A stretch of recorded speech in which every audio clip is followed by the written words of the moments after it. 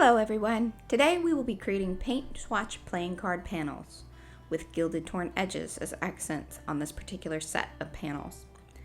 So this is going to be the panel that we create. You can see it has a little flip style, it has a Vellum quote printed on it, has both printables and original artwork.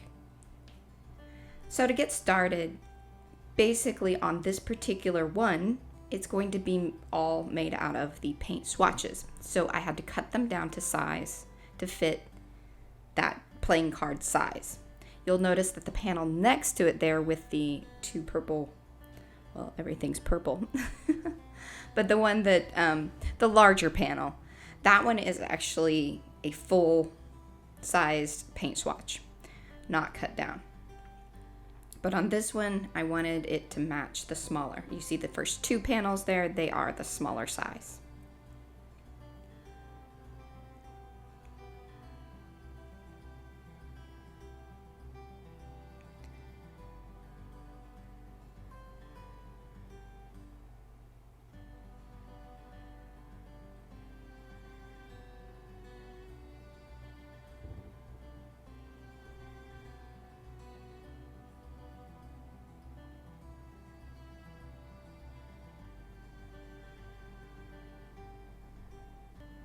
So right here, I'm just trying to get a little bit of the positioning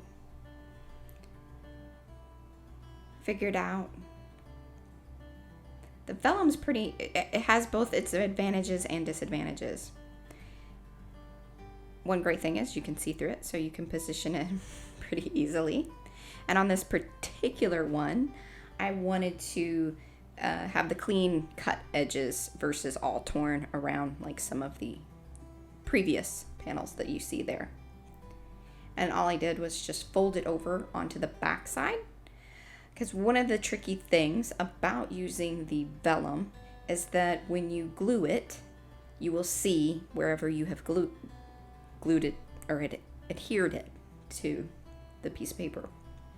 So one of the little tricks I have learned is that if you just fold that piece over and then glue that and just hold it into place that way. Plus it's kind of cool because then it leaves you like with a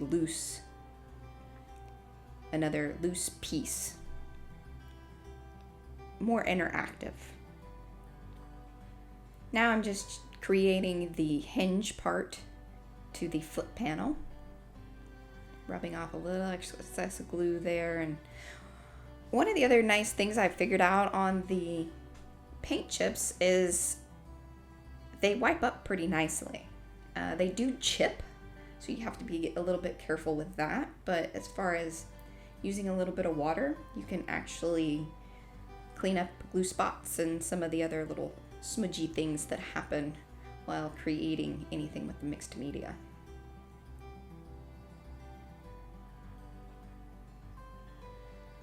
Another thing to keep in mind when creating these little hinged parts is I wanted it to line up with the others, and you want to leave enough of a hinged area there that when it folds it does so nicely.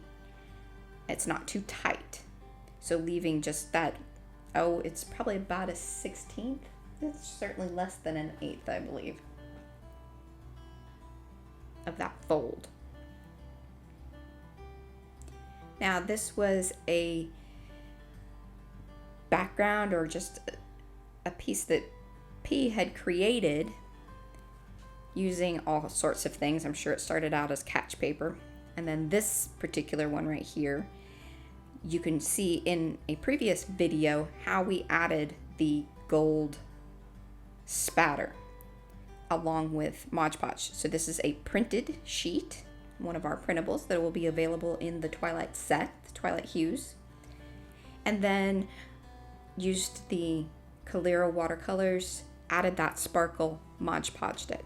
It also lends very nicely to doing the tearing method and gilding that torn edge when you have Mod Podged it, because it keeps everything right there just on the torn edge versus bleeding out into the printed sheet. That is certainly something to keep in mind when using more of the original art, that especially with the watercolors, it will reactivate whatever is on your sheet. So one of the ways around that is perhaps using some type of sealer like the Mod Podge. Of course, we are huge Mod Podge fans and have tested it out with many things. That's also another video that we have if you want to check that out. I'll put links below to those two, both the making the spatter on the page and to give you just a little closer up view of using those Coliro watercolors for that gilded edge. Sometimes it's a little bit tedious work. In fact, here in a little bit, when I'm doing the larger piece, I move to the larger paintbrush. This was a little bit of a smaller area to work in, so I was using the smaller brush.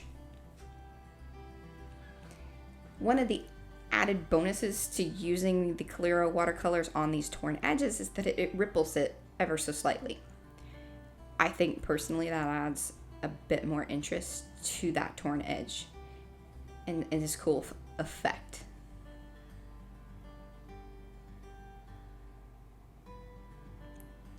And on that original artwork there, it includes some of, I believe it was more like a test sheet. A lot of this stuff starts out that way, as either catch paper or test sheets for our texture paste, our homemade modeling paste. We've also done videos on that. I'll include that link below as well. But you can kind of see the lines there. And so there's actual texture on that page, along with probably about 50 other products. Who knows? Like I said, some of these things get passed along to me because P is not going to use them for whatever she has in mind. So they end up on my desk, and then I get to use them in cool projects like this. If you guys are enjoying this video, please subscribe below if you haven't already. Hit the thumbs up. We hope to do more of these videos each week, and if you have something that you want to see, comment below as well.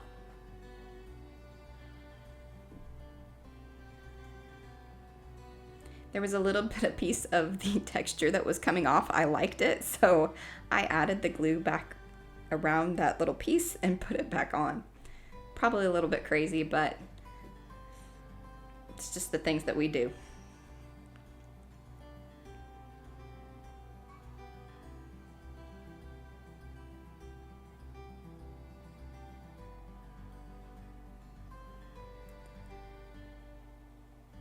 You can see that I tore the paper in half and brought it below the quote because I wanted that vellum to show through.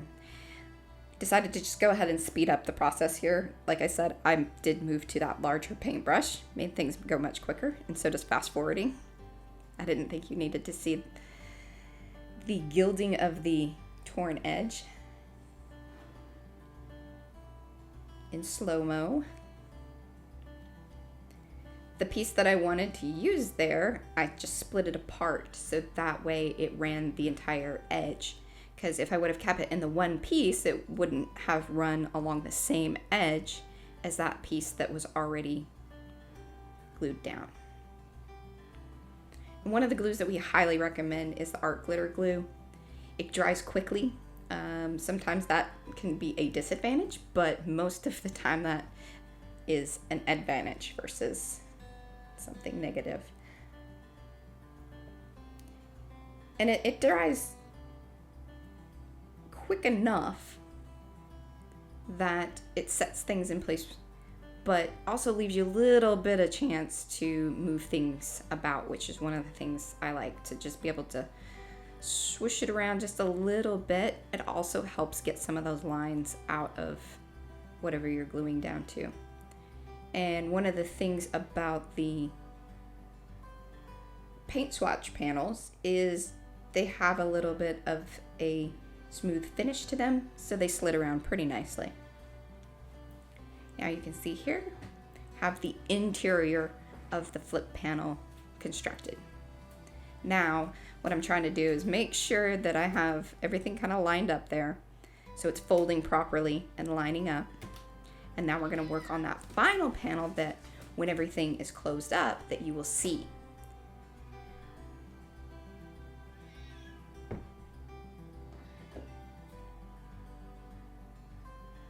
Here's that final piece down at the bottom.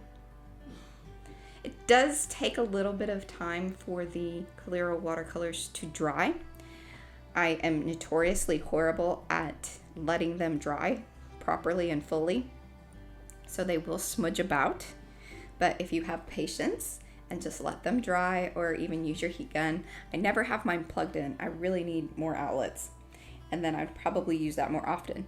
I would say that if you are using this exact process, that using the heat gun, beware of the Mod Podged papers. It will probably curl it up a little bit. It's going to heat up that Mod Podge. I don't know exactly what it will do, but that's kind of my guess. Same thing with the Vellum. It tends to curl when heat or even the glue is added to it. I'm having some of those struggles with those first two panels, that my quotes are not flattening out like the previous ones I had done. Kind of hard to explain.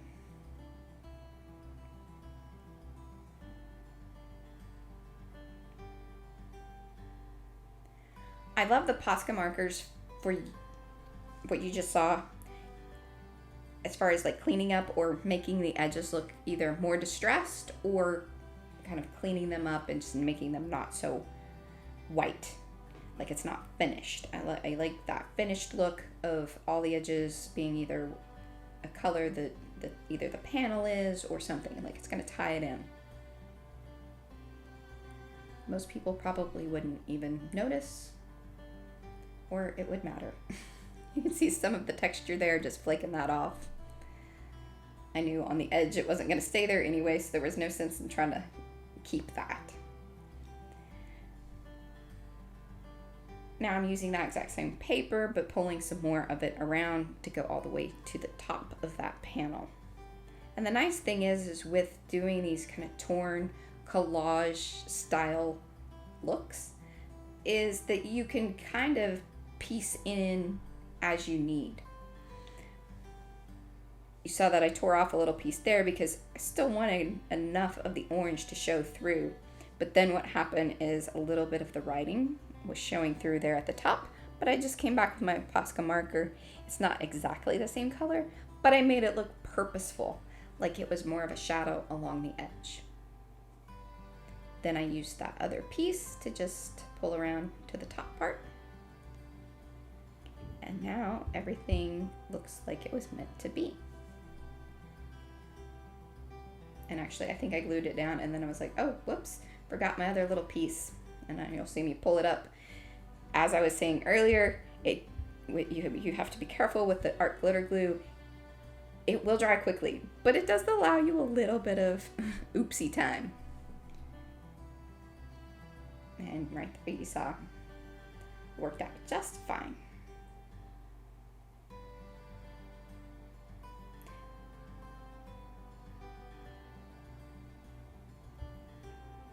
Now, I don't know if you see kind of behind there, my desk, the paper that is covering my desk is freezer paper. We have discovered this to be an extremely useful thing for all types of mixed media projects. For one, love covering the desk with it. It lasts a long time. You can wipe it up. One thing you do have to keep in mind, anything adhesive wise, like that black piece of tape, if I ripped it up, it would rip the paper. So I left it there. And the glue does actually stick down. Just some tips and tricks there. And here's our finished card. I hope you guys have enjoyed this video. We really enjoyed doing them. Again, if you haven't subscribed, please do that. Subscribe below, hit the bell. We will be doing more of these. If you have a comment, comment below. Thank you guys again.